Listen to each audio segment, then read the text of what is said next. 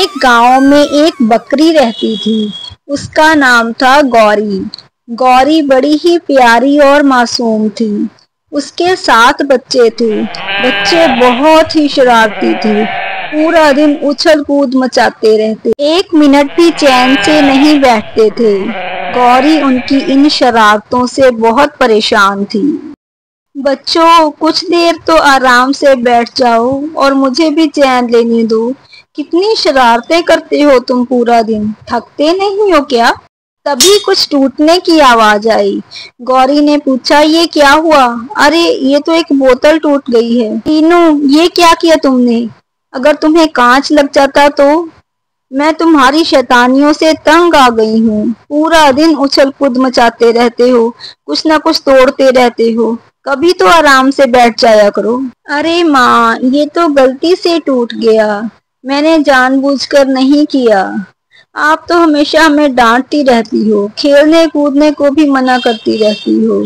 यही तो हमारे खेलने कूदने के दिन हैं। अरे बेटा, मैं तुम्हें खेलने से मना नहीं कर रही हूँ। मैं तो ये कहती हूँ कि आराम से खेलो, कम से कम घर की चीजें तो मत तोड़ो। गौरी के इतना समझाने के बाद भी उनके कान के नीचे जूं नहीं सरकती थी। एक शाम गौरी परेशान सी बाहर आंगन में बैठी थी। उसकी पड़ोसन निमकी ने देखा तो उसके पास चली आई और बोली, क्या हुआ गौरी बहन, बड़ी उदास सी लग रही हो, कोई परेशानी है क्या? क्या बताऊं निमकी, बच्चों ने परेशान कर रखा है। पूरा दिन नाक में दम कर देते हैं, जरा भी नहीं सुनते मेरी बात, बस परेशान करते रहते हैं। गौरी, इसमें परेशान होने की क्या बात है?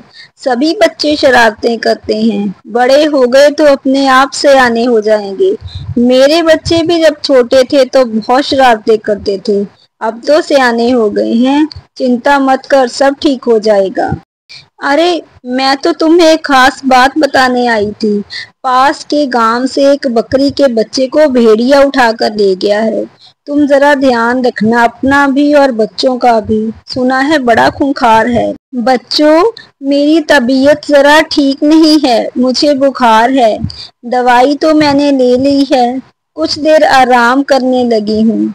तुम लोग घर का दरवाजा अच्छी तरह बंद कर दो और बाहर मत जाना, बाहर खूंखार भेड़िया घूम रहा है। मैं कुछ देर आराम कर लूं। इतना कहकर गौरी कुछ देर आराम करने के लिए बैठी और उसे पता ही नहीं चला कि कब उसे नींद आ गई। गौरी ने उन्हें दरवाजा बंद करने के लिए कहा था, मगर बच्चों ने बात अनसुनी कर दी और अपने खेलने में ही मस्त रहे। तभी भेड़िया खिड़की से अंदर देखते हुए बोलता है, अरे वाह, आज तो दावत हो गई। कितने प्यारे प्यारे और कितने सारे बच्चे हैं। आज तो इनका शिकार करूंगा और घर का दरवाजा भी खुला है, मुझे ज्यादा मेहनत भी नहीं करनी पड़ेगी। दरवाजा खुला होने की वजह से भेड़िया आराम से अंदर आ गया। उसे देखकर सभी बच्चे चीखने चिल्लाने लगे और इधर उधर छुपने की जगह ढूंढने लगे। उनके चीखने की आवाज सुनकर गौरी झट से उठ गई। बच्चे पलंग के पीछे और नीचे छुप गए। गौरी भेड़िए के सामने आकर बोली, तुम मेरे घर में क्या कर रहे हो? निकलो बाहर यहाँ से। क्या कर रहा हूँ? मतलब मैं तो शिकार करने आया हूँ और शिकार करके ही जाऊंगा। अब तुम ही बता दो, पहले तुम्हारा शिकार करूं या तुम्हारे बच्चों का?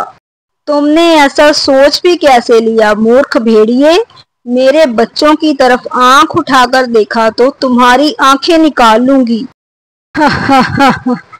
मैं तुम्हारी इन धमकियों से डरने वाला नहीं हूँ। हिम्मत है तो आकर मुझसे मुकाबला करके देख ले। तभी भेड़िए के ऊपर पत्थर बरसने लगे। एकदम हुए हमले से भेड़िया घबरा गया और ऐसे भागा जैसे गधे के सर से सींग। तभी बच्चे गौरी के सामने आए और चिंटू बोला, देखा माँ, कैसे मजा चखाया हमने उस भेड़िए को। गौरी की आंखों में खुशी के आंसू थे। वह बोली, अरे बच्चों, तुमने तो कमाल कर दिया। मुझे नहीं पता था कि मेरे बच्चे इतने बहादुर हैं। तुम्हारी बहादुरी ने आज हम सब की जान बचा ली। मुझे गर्व है तुम पर बच्चों। मगर बच्चों, तुम्हारे पास ये पत्थर कैसे आए? माँ, कुछ दिन पहले हम नदी पर नहाने गए थे ना, वहाँ बड़े सुंदर सुंदर पत्थर पड़े थे। कुछ पत्थर हम घर ले आए और छुपाकर पलंग के नीचे रख दिए, ताकि आप गुस्से ना हो जाओ कि घर में कूड़ा करकट उठाकर ले आते हैं। ये वही पत्थर थे जो आज काम आ गए। आज मैं बहुत खुश हूँ कि मेरे बच्चे इतने समझदार हैं।